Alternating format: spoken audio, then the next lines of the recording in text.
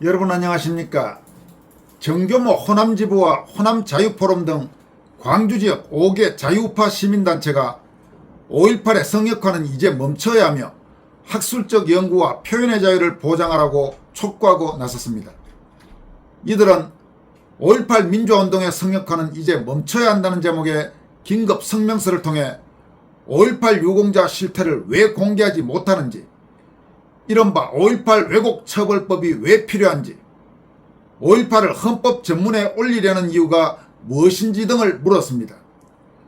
이와 함께 일부 정치 세력만을 위한 5.18은 대부분의 국민들로부터 외면당할 수밖에 없고 광주와 호남을 전체 국민으로부터 고립시키는 것임을 제대로 인식해야 한다고 역설했습니다.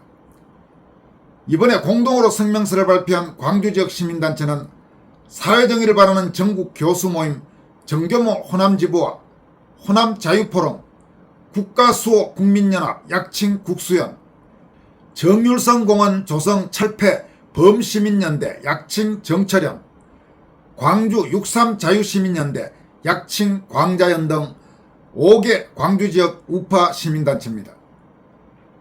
이들 광주지역 시민단체들은 더불어민주당 100여 명의 의원들은 5.18 민주화운동을 폄훼하였다고 국회에 모여서 성토하면서 이진숙 의원의 제명 촉구 결의안을 제출했다. 또 5.18 관련 단체들도 성명서를 통해 이 학술대회가 5.18을 훼손했기에 이진숙 의원의 제명과 새역사 국민운동의 해산을 요구했다면서, 이에 우리 광주지역 자유시민단체들은 더불어민주당과 5.18 관련 단체들의 부당한 주장을 비판하면서 이를 규탄하고자 한다고 밝혔습니다. 그러면서 광주지역 5개 시민단체는 다음과 같이 밝혔습니다. 첫째, 5.18 민주화운동의 정확한 의미가 무엇인지 국민에게 설득한 적이 있는가? 5.18 민주화운동은 결코 계엄군의 폭력적 진압에 저항한 광주 시민들의 평화적 시위만으로 서사될 수가 없는 사건이다. 1980년 5월 18일 일요일 아침 전남대학교 정문에서 시위자들이 미리 준비한 돌을 계엄군에 먼저 투척해 공격함으로써 5.18이 촉발되었고, 악성 유언비어가 조직적으로 유포되면서 이를 증폭시켰으며, 이에 따라 경찰서와 방송국 등 공공기관을 방어하는 등 광주 시민으로서는 상상하기 어려운 수준의 폭력행위가 무차별로 자행된 사건이었다. 특히 광주로 진입하는 24단 지휘부 차량 14대에 이어 방위산업체 아시아자동차에서 장갑차 4대와 군용트럭 등 400여 대를 탈취했고, 각 지역 경찰 및 예비군의 무기고를 털어 엄청난 수량의 총기와 실탄을 탈취해 무장했으며, 광주 교도소를 여러 차례 공격한 것은 공인된 사실이다. 당시 국가의 정변에 따른 위기 상황에 대응하기 위해 전국으로 확대된 계엄령에 따라 임무를 수행한 우리 군과 경찰에 대하여 탈취한 총기로 무력 시위하는 것은 도저히 정당화될 수가 없다. 그런 점에서 이 사건이 순전히 민주화를 염원하는 우리 광주 시민들에 의해 감행된 것일까 하는 의구심마저 든다. 따라서 5.18 정신을 어떻게 정의할 것인지 불명확하고 그 실체를 밝히기 위하여 객관적인 조사와 연구가 요구된다. 다시 말해서 이것은 다양하게 해석될 수 있는 여지가 다분한 역사적 사건이기에 공개적인 학술 토론이 반드시 이루어질 필요가 있는 것이다. 광주지역 5개 시민단체는 이어서 다음과 같이 강조하고 있습니다. 둘째, 5.18 유공자의 실태를 왜 당당하게 공개하지 못하는가?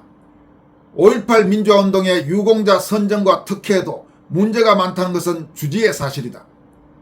5.18 유공자 수는 그간 5.18 유공자의 개념이 점차 확대되어 감에 따라 계속 늘어나고 있는데, 공식적으로 알려진 것은 2018년 제7차 보상까지 5,807명이다.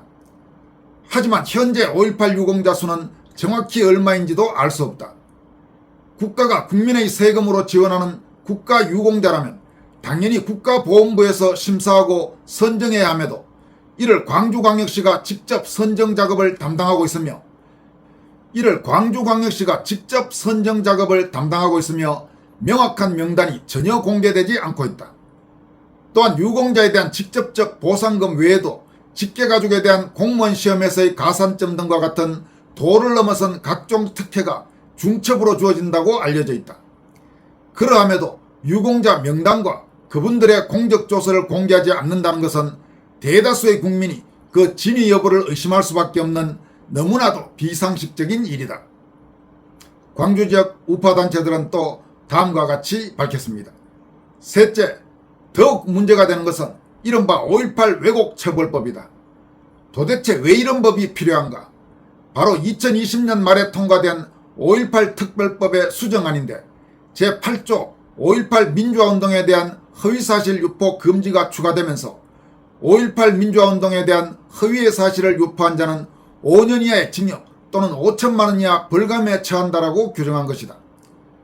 광주 5.18 관련 단체들은 5.18과 관련해 부정적인 견해를 발표하면 누구든지 이 법으로 고발 조치할 수 있다.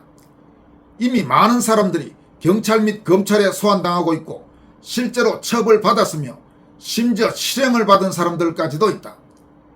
결국 이 법은 5.18에 대하여 비판하거나 부정하는 견해의 발표뿐만 아니라 학술적 연구조차 어렵게 하고 있어 명백한 반민주적 법률이다. 이들은 또 다음과 같이 강조하고 있습니다. 넷째, 더불어민주당과 5.18 관련 단체들이 5.18 민주화운동을 헌법 전문에 올려야 한다고 줄기차게 주장하는 이유는 무엇인가? 헌법 전문에 올리기 위해서는 그 의미와 목적이 분명해야 하고 모든 국민이 납득할 수 있어야 할 것이다. 지난번 제출되었던 개정안의 핵심은 헌법 전문에 역사적 해석과 평가가 완결되지 않은 5.18 민주화운동과 부마 민주항쟁을 명시하려는 것이다. 헌법학자들을 포함한 많은 사람들은 현행 헌법의 전문에 3.1운동과 4.19 같은 특정 역사적 사건들을 수록하고 있는 것이 재헌헌법의 위상을 저하시키고 있다고 지적하고 있다. 여기에 5.18과 부마 사태까지 집어넣겠다는 것은 편향된 민주화 개념을 헌법 전문에 영구적으로 고착시키려는 의도가 아닌가.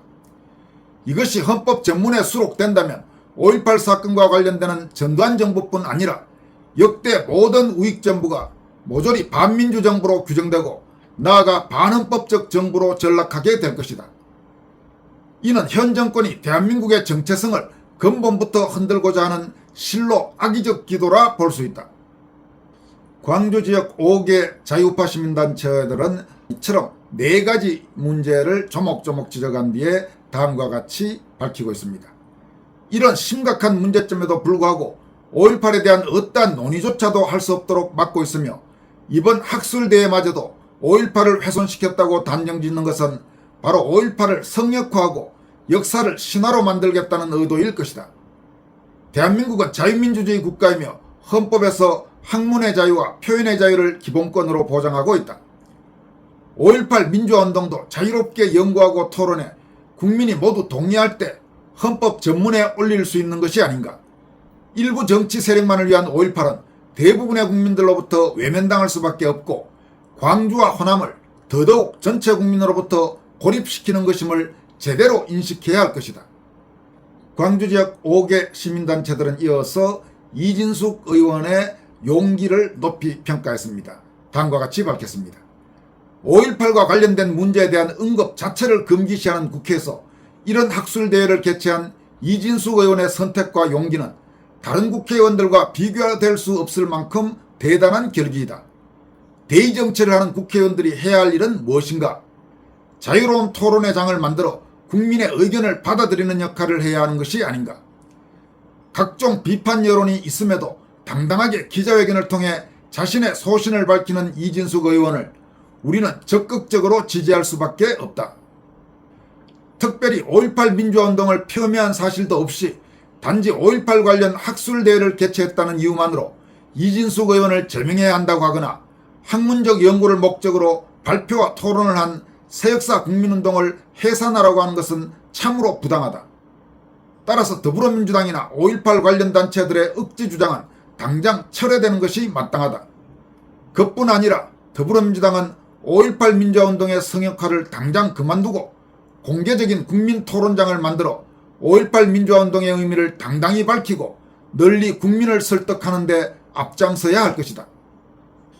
2026년 8월 사회정의를 바라는 전국 교수모임 정교모 호남지부, 호남자유포럼 호자포, 국가수호 국민연합 국수연, 정율성공원 조성 철폐 범시민연대 정철연, 광주 63 자유시민연대 광자연, 이렇게 광주지역 5개 시민단체가 의미 있는 긴급성명서를 발표했습니다. 한편 어제 국회 과방위에서 더불어민주당 의원들이 거의 엄청나게 난리를 쳤지만 이진숙 의원은 전혀 굴복하지 않고 당당하게 맞섰습니다.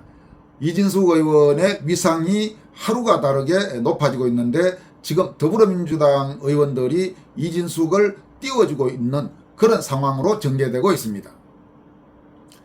이어서 장동혁 국민의힘 당대표가 대표직 사퇴를 촉구해왔던 당내 중진 의원들을 향해서 오히려 불출마 선언 등 중진 의원들이 희생하는 모습을 보여야 한다고 직격탄을 날렸습니다.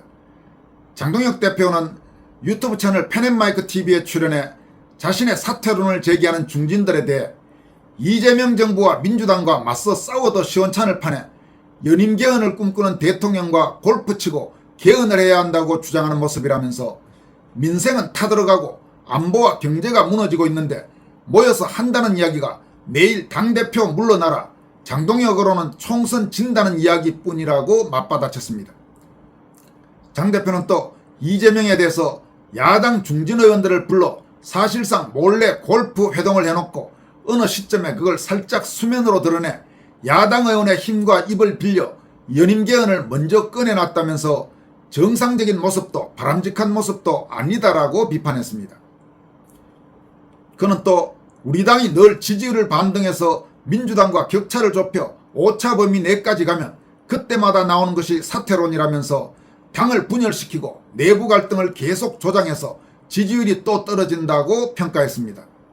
장동혁 대표는 젊은 당대표가 왔으니까 우리 중진이 희생하고 다음번에 불출마를 선언하고 젊은 인재들이 국민의힘에 들어와 새로운 정당, 새롭게 싸울 수 있는 정당으로 바꿀 수 있도록 길을 터주자고 하면 다음 총선에서 훨씬 더 좋은 결과를 얻을 수 있을 것이라고 전망했습니다.